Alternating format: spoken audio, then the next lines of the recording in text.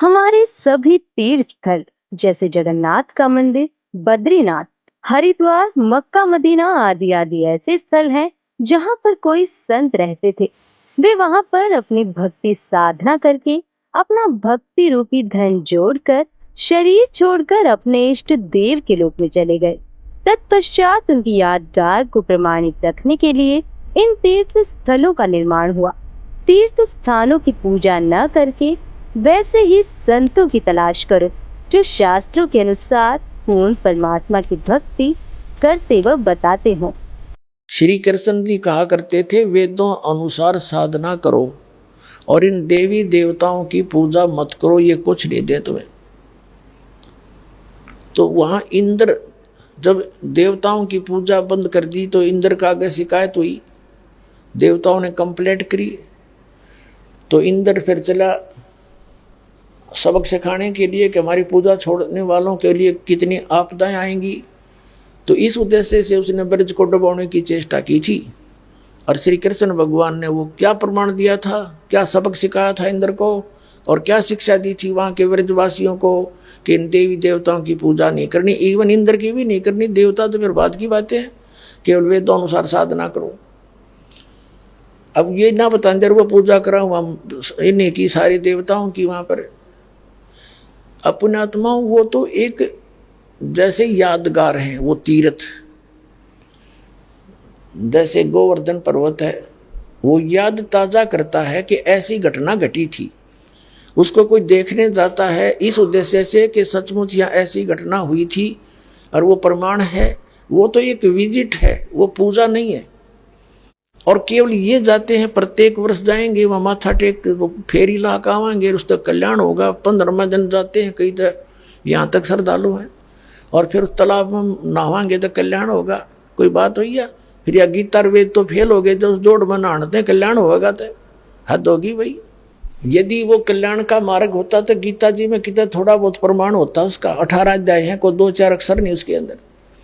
तो पुण्यात्माओं, अभी तक ये नकलिया ने हमारी ब्रेन मट्टी कर रखी थी, हमें अंधा और अंधा बना दिया था, दूनी आंख फोड़ दिया ज्ञान वाली हमारी।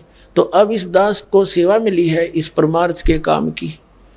आप इसी से भी दास अर्ज करता है कि आप भी समझो और आपके इर्द गिर्द जितने भी भाई बहन हैं मिसगाइडेड हैं, वो दूसरे स्थानों पर जाते हैं, उनको समझाओ तुम्हारा जीवन नाश हो रहा है, लेकिन जबरदस्ती नहीं करना किसी से। तत्वदर्शी संतों के सत्संग से श्रेष्ठ कोई भी तीर्थ नहीं है तथा तत्वदृष्टा संत के बताए मार्ग से साधना करने से कल्याण संभव है।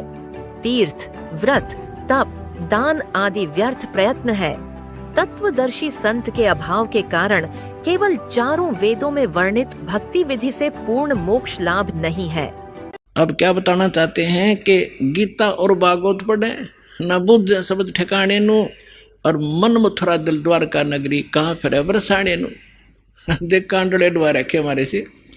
क्या कहते हैं, मथुरा में किस लिए जाते हो कि भगवान श्री कृष्ण की यहाँ रज चरण की रज डली हुई थी और वहां जाने से मोक्ष होगा। अब श्री कृष्ण जी उस मथुरा ने छोड़कर द्वारका में गए थे। अगर वही पवित्र धरती होती और वहीं से मोक्ष होता तो वो द्वारका क्यों गए? तो गरीबदास सूक्ष्म वेद में कहा है कि भूमि भरोसा डूब है और कल्पत है त्यों देव। इस भूमि के जो आधार से आप ये मान बैठे हो कि मथुरा में जाने से और जीव का कल्याण होगा या काशी में ही मोक्ष प्राप्त होता है, या भूल है आपकी। क्या बताना चाहते हैं कि मुक्ति खेत मथुरापुरी, वह कीन्या कृष्ण कलोल, और कंस केसी चाणोर से वह फिरते डामाडोल। कर्म प्रधान है, जैसे कर्म करोगे चाहे मथुरा में करो चाहे काशी में करो, कर्म का फल मिलेगा, धरती कुछ लाभ नहीं देगी। क्या संदेश क्या दिया है यहाँ इस सेंटेंस में, समृतवाणी में, कि यदि आप मथुरा को मोक्ष अक्षेत्र मानते हो, और किस लिए कि वहाँ श्री कृष्ण जी किलोल किया करते थे, घूमा फिरा करते थे, रास करते थे, उसी मथुरा में कंस था, केसी और चाणूर जैसा ने बकलतरो आया, उनकी ब्रांड माटी हुई, उनको नरक स्थान मिला। उन कर्म माड़े किए तो अच्छे कर्म कहीं बैठ के कर लो, सद्भक्ति करो, उसी से लाभ होगा। कबीर तीरथ कर कर जग मुआ, उड़े पानी नहाए, सत्य नाम जपा नहीं, काल घसीटे जाए। कबीर परमेश्वर जी बताते हैं कि भ्रमित ज्ञान के आधार से संसार के व्यक्ति तीर्थों पर जाते हैं, आजीवन साधना करते हैं। जब मृत्यु हो जाती है तो उनको राहत उस साधना से नहीं मिलती। काल के दूत उनको बलपूर्वक खींच कर ले जाते हैं, दंडित करते हैं। और जा तीर्थ पर कर है दानम, आवत जात जीव मरे अरबान में। तीर्थ पर जाकर दान कर दिया, एक दो कंबल बांट दिया, कितना प्रसाद बांट दिया, चूरी कूट कर खुआ दी, और वहां से वहां तक पाप कितने इकट्ठे कर लिए। इस धर्म न करना, अगर तो इसको पुण्य मान रहा है, अपने घर पे कर ले, कम से कम वो पाप तो सिर पर ना धरे जाएंगे। वैसे पुण्य तो ये भी नहीं है। देखो पुण्यात्माओं, ये अध्यात्म मार्ग है, और इसको प्रत्येक पॉइंट पर अगर निष्कर्ष नहीं दिया जाएगा तो आप भी भ्रमित हो जाओगे। एक तरफ तो परमात्मा का विधान है कि जैसे कर्म करेगा वो फल मिलेगा ही मिलेगा। अब कैसे कर्म? जैसे कोई पक्षियों को दाने डालता है, कोई भंडारा करता है, जैसे साधु संतों को कपड़े भक्तों को दे देता है, गरीबों को बांट देता है, तो ये भी पुण्य मिलेगा उसको। अब ये भी पुण्य मिलेगा, लेकिन उस पुण्य का फिर फायदा क्या हुआ जब तक मनुष्य जीवन का मूल उद्देश्य सक्सेस नहीं हुआ, सफल नहीं हुआ। तो अब क्या बताते हैं कि एक तरफ तो ये कहा जाता है कि जैसा कर्म कर रहा है फल मिला ही मिलेगा, दान करा उसका फल मिलेगा, कंबल बांट दिए उसका फल मिलेगा, और कितने चीटियों को दाने डाल दिए वो भी फल मिलेगा। तो फिर दूसरी तरफ कहते हैं गुरु बिन माला फेरते, गुरु बिन देते दान, गुरु बिन दोनों निष्फल हैं, चाहे पूछो वेद पुराण। फिर ये भी कहा कि गुरु के बिना दान दे तो व्यर्थ है, तो इसका मतलब वो गलत हुआ। तो इसको समझने में अंतर है, क्योंकि ये सूक्ष्म वेद है, ये कोड वर्ड है, परमात्मा का दिया ज्ञान है। एक पीएचडी का बालक जो कहीं लेक्चर देता है तो उसके ज्ञान को समझना छोटी क्लास के बालकों के समझ से पार की बात होती है। तो उस परमात्मा ने इस दास को बनाया है अपने गूढ़ रहस्यों को समझने योग्य। सर्वश्रेष्ठ तीर्थ सूक्ष्म वेद में कहा है कि 68 तीर्थ भ्रम भ्रम आवे, सो फल सतगुरु चरणों पावे। पूर्ण परमात्मा कबीर साहिब जी द्वारा दिए तत्व ज्ञान यानी सूक्ष्म वेद में कहा है कि तीर्थों और धामों पर जाने से कोई पुण्य लाभ नहीं। असली तीर्थ सतगुरु यानी तत्वदर्शी संत का सत्संग सुनने जाना है। जहाँ तत्वदर्शी संत का सत्संग होता है वह सर्वश्रेष्ठ तीर्थ तथा धाम है। फिर कहते तीर्थ बाट चले जो प्राणी, सो तो जन्म जन्म उड़ जानी। जा तीर्थ पर कर है दानम, आवत जात जीव मरो और बनम। होय होय पर भी लेन जाते है दुनिया, हमरा ज्ञान किने ना सुनिया। अब क्या बताते हैं परमात्मा कि तीर्थ बाट चले जो प्राणी, तीर्थ के लिए जो यात्रा करने जाते हैं। पुण्यात्माओं विचार करो, इस ज्ञान से आपको महसूस होगा कि सचमुच यह गलती भारी बन गई थी।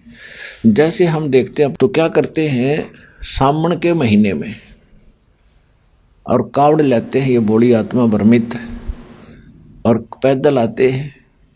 सूक्ष्म वेद में लिखा है कि सामन सैल न कीजे, राजा योगी बैठ पतीजे। सामन में इतना पाप होता है जीव को भ्रमण करने का, सैर सपट्टे करने का, इतना सारे साल में नहीं होता। क्यों?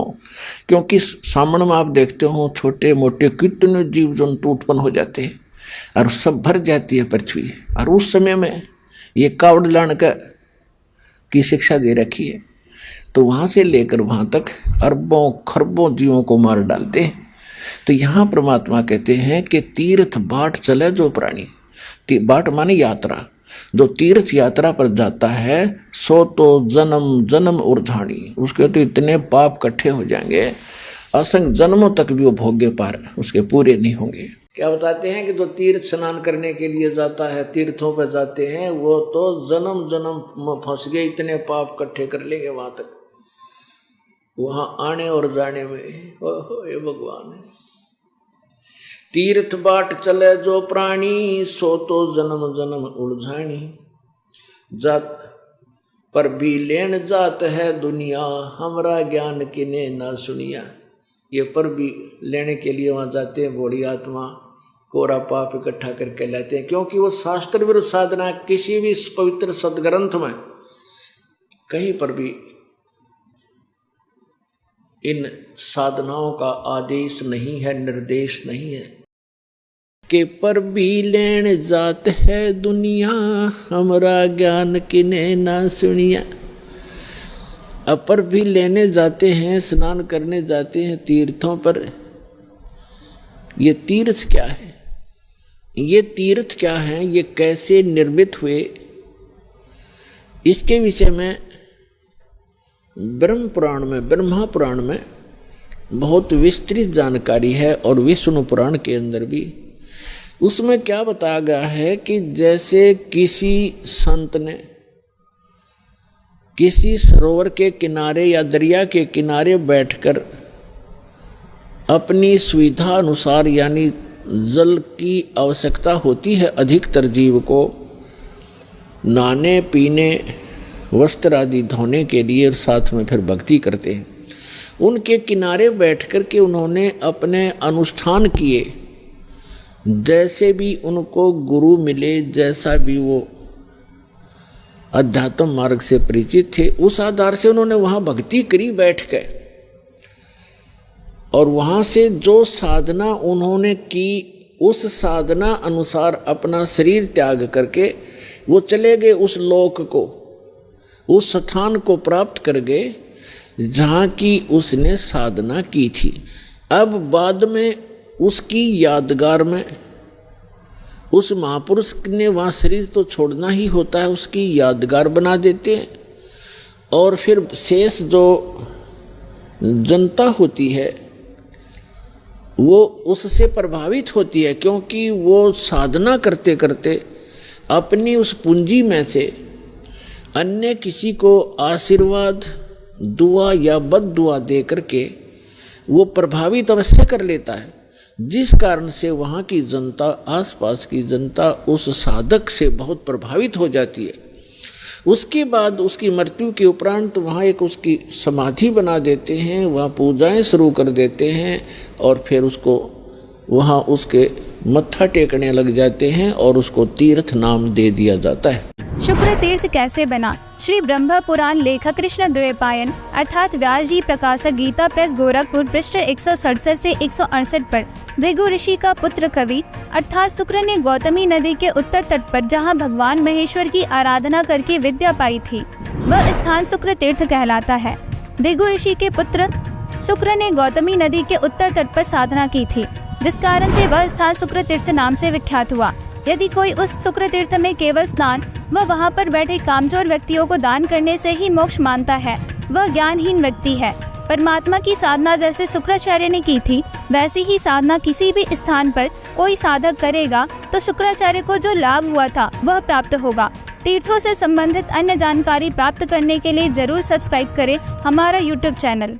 सठ दर्शन सठ भेख कहावे, बहुविध दो दो धार मचावे। तीर्थ व्रत करे तर बीता, वेद पुराण पढ़त हैं गीता। तीर्थों पे जाने का कहीं गीता में लिखा है? व्रत करने का गीता जी में लिखा है? नहीं लिखा है। छठे अध्याय के 16वें श्लोक में श्रीमद् भगवद गीता में तो ये प्रमाण दिया है, हे अर्जुन, ये योग यानी भक्ति साधना न तो अधिक खाने वाले की सफल होती है और न बिल्कुल ना खाने वाले यानी व्रत रखने वाले।